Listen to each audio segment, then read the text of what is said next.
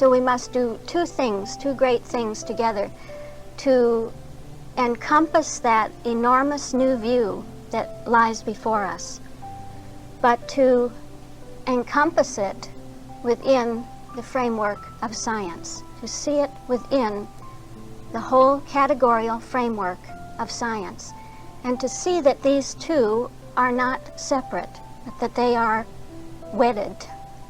The bigness of the idea, the newness of the idea, the greatness of it is one with the structure of science, the structure of being itself.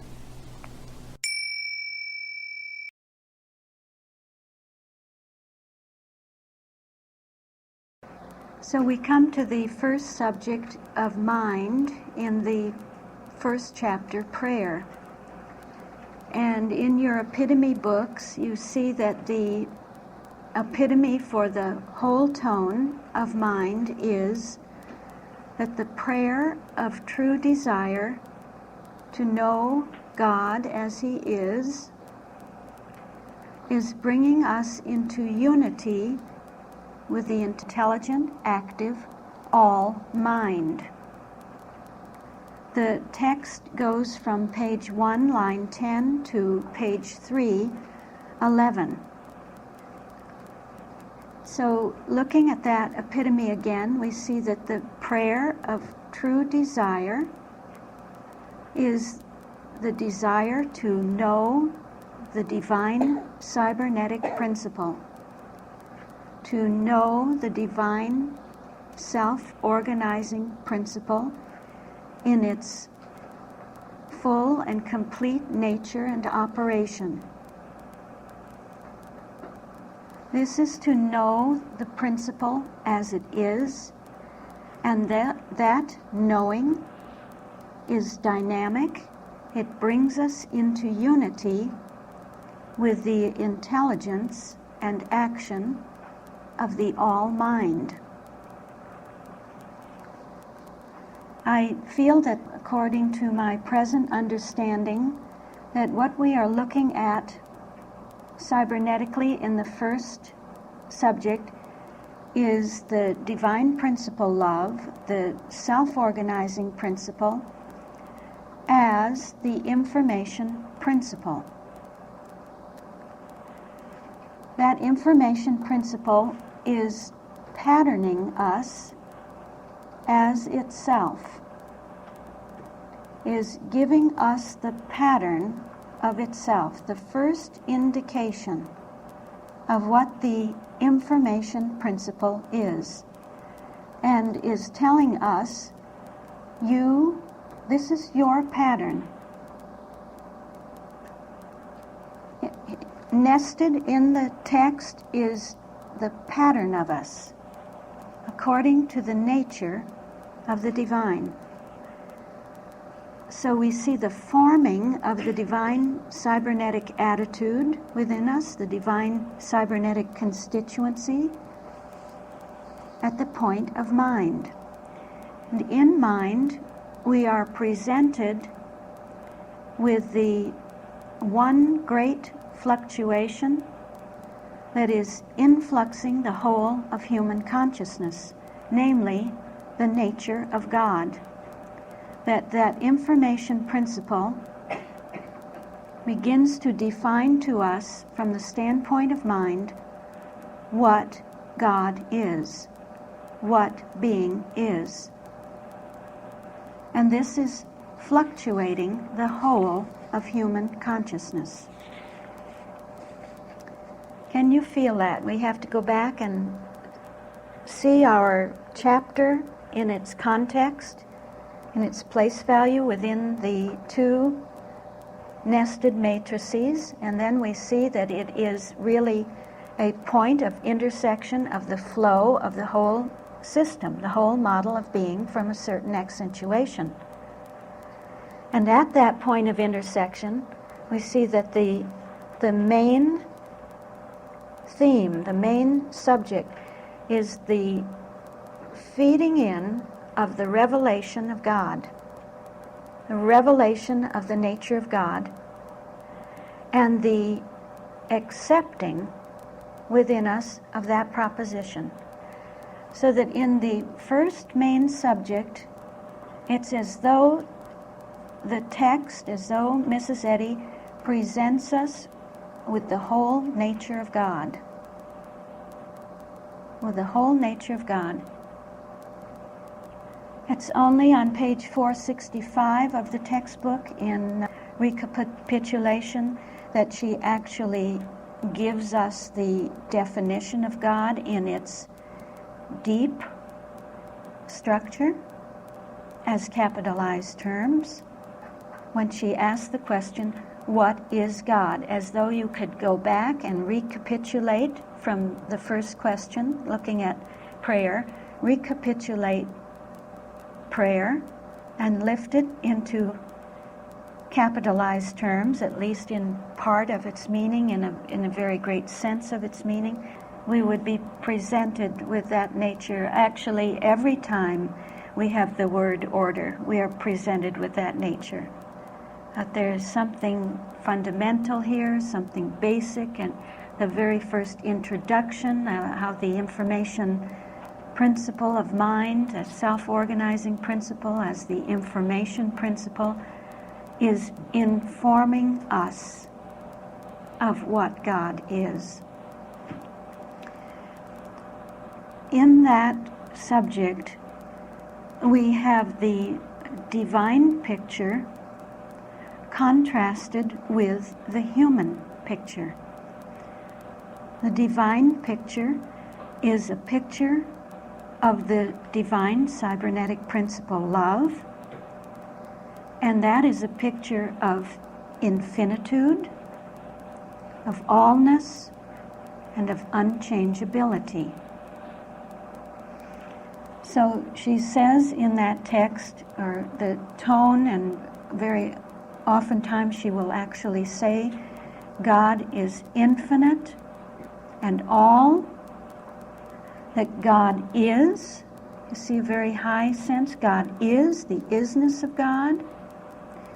That God's law is unchanging and immutably right, such as to show that God is what He is, infinite and all, and is not going to change, but we must change.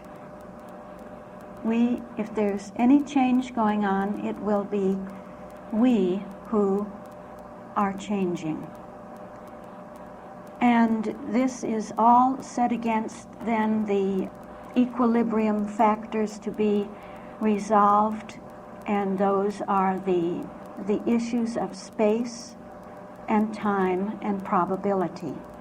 So we get the perfection of the self-organizing principle expressed as that which is unchangeable but brings change.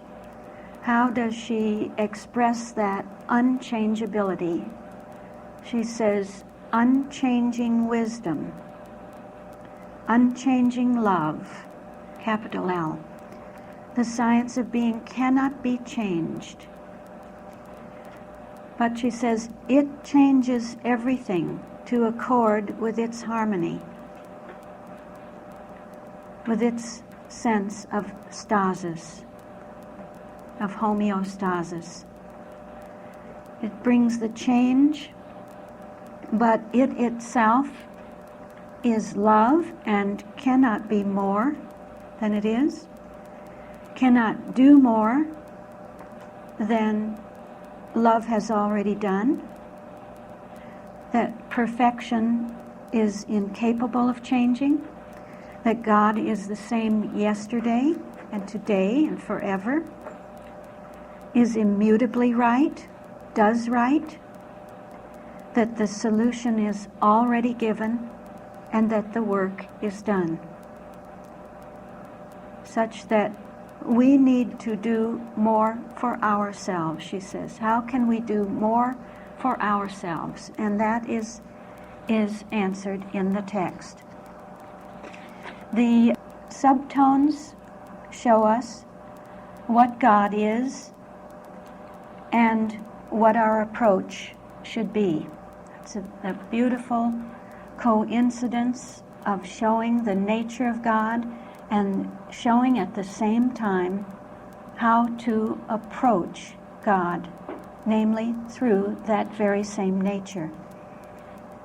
The subtones therefore show the goal, they show the divine cybernetic goal, and they show the way to that goal, which is also cybernetic. So the tone of mind is the self-organizing principle, which is totally informed already as the information principle, and this is breaking in on us, fluctuating in on us, and brings that great fluctuation, as I said, we feel in the very first vertical, that breaking in, that fluctuating in, as absolute Christian science draws from divine science. It's information, it's the divine cybernetic idea that is breaking in and brings that right to the point of human consciousness, to the individual consciousness, to the collective, and to the universal. And so we begin with the first subtone, mind is mind, and the epitome is that we must be willing to let our desire be molded by mind. She says, thoughts unspoken are not unknown to the divine mind. So we have two negatives, unspoken and also not unknown. That which is unspoken, therefore, is known to the divine mind. Whether you speak something out loud or not, it doesn't matter. Mind knows the quality, the tone, the tonality of your consciousness, the quality of it. Desire, she says, is prayer. I'm hesitating. When I hesitate, it's because I'm seeing something more about it than I had. I'm thinking of what I said, that mind knows the quality of your consciousness. It really only knows itself. It knows the pattern, doesn't it? It knows what is really there, and that pattern is the constituency of the real desire in you. That's the real desire within you. Desire, meaning to wish or to long for, to want. A desire is to have an inclination toward. See how we begin to sense the cybernetic aspect of it? If we desire something, we're already inclined toward something, already indicating that we are being attracted toward a goal. That's a desire, and that's prayer. So we know a bit now what prayer is from the scriptural notes, from the introductory paragraph, and now we see that a desire is prayer. And no loss can occur from trusting God with our desires. No loss can occur. I love this, that we won't lose anything. We don't lose anything. If you look back to the beginning of this week, you remember I said to you, just open up, you won't lose anything. And I hope, I trust that no one feels that they have lost a thing in opening up, in being that state of desire and prayer to want to know more of what God is, of being attracted by that goal. So no loss can occur from trusting God with that. You see, even if there were something that were not in accord with science, no loss would occur, because the system in you, the autocatalytic set within you, would purify it. It will purify us if there's something that is not absolutely coincident with that, with the nature of the one mind. And so in trusting God with our desires, yes. Why? What then happens? That they may be molded and exalted. What is a mold? I was struck by this when I just did the simple act of looking up mold in the dictionary and found that a mold is a matrix. A matrix for shaping a substance. It uses that term? Yes, absolutely. Yeah. Wow. Yeah. This is the American Heritage Electronic Dictionary. So a mold is a matrix for shaping a substance. That was the first definition. The second definition out of many is a model around which something is formed or shaped. So it indicates that we are going to be molded, shaped, formed according to the whole matrix of the textbook. And all the matrices along the way, beginning with the prayer matrix. Actually, at the end of the 16th, in the 16th chapter, she says, "So shall the spiritual idea guide all right desires in their passage from sense to soul, up to the glory prepared for them of God. Stately science moves before them." Just to indicate what happens to the desire that is molded, that it is being taken on the way from sense to soul, that it is being led up to the glory prepared for them of God, and that it is in the wake of stately science.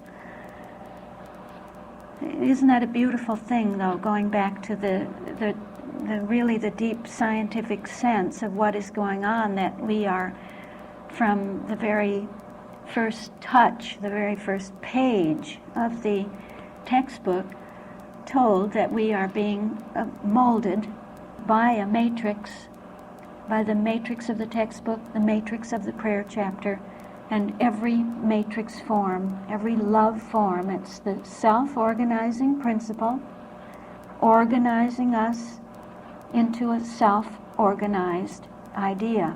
A mold is a fixed pattern or form.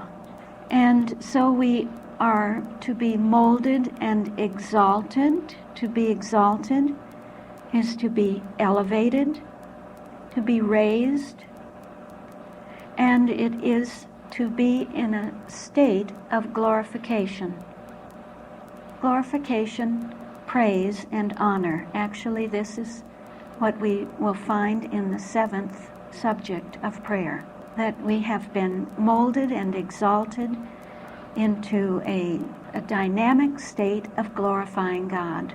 So whatever our thoughts are, that's the process that they are undergoing. Whatever our desires are, that is the process that they are undergoing. Even, I think, even if they are apparently the wrong desires.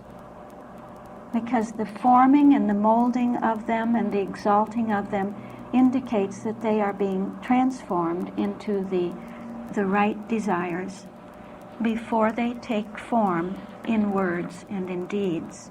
So love's pattern is a matrix, and we have the promise that that pattern is forming us, molding us.